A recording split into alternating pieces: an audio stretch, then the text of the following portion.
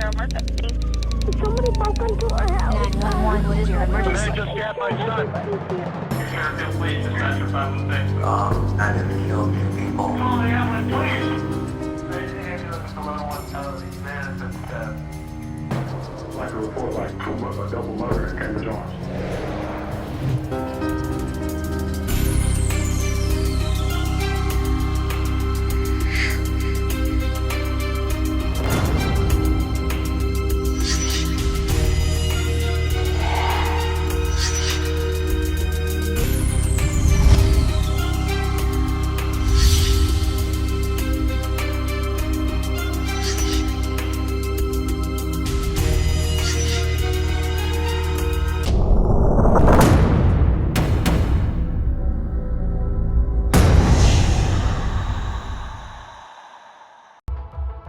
Good evening, people. My name is Mohamad Danial, and I am the host for today's weekly episode on Coded Criminals. Crime, as we all know, has been plaguing mankind ever since the existence of good and evil. However, there is proof to believe that the dawn of technology has increased the duality of criminology. Some might say these advancements bring humankind to its peak, to another level. However, some might say that it can spell doom, misery, and a downward spiral towards humanity. I can vouch for the latter because this is a disturbing story based on the campaigns of cyberstalking of Ryan S. Lynn. Ladies and gentlemen, the content that we are about to watch is somewhat graphic, so viewer discretion is advised. This is the disturbing story of Ryan S. Lynn.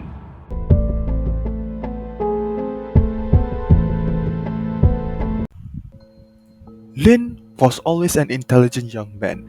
He would often scourge through books to heighten his knowledge, particularly on computers, and he even taught himself how to code. However, Lynn had multiple problems at home, which included the deterioration of his father's health. This caused Lynn to develop multiple mental issues, which caused him to follow his own social laws, which caused him to be an outcast in school. Lynn's first act of defiance against the law was when he got suspended in school for inappropriately messaging a girl, among other reasons.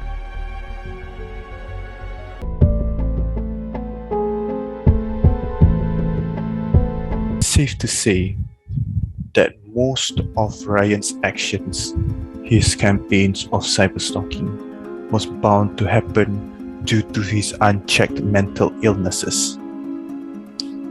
Well, you might think that after all the suspensions he received in school, it would prevent him from any future misdemeanors. However, those thoughts are far from the truth, as Lynn's madness spirals deeper and darker than ever before. Lynn's first major act of cybercriminology started in college. He first hacked into his female roommate's MacBook and stole her Google Drive. He stole multiple data such as private records, private informations, private images and videos, especially those which are illicit, and he also wire frauded his roommate's bank accounts and transferred funds towards his accounts. However, stealing his roommate's data isn't enough for him, as he proceeded to blackmail his roommate and pretended to be her by setting up fake anonymous accounts of her in illegal adult sites.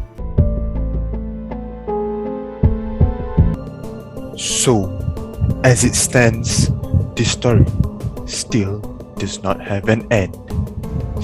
Despite Lynn's intelligence in masking his trail, he left crumbs and bits for the FBI to trail his scent.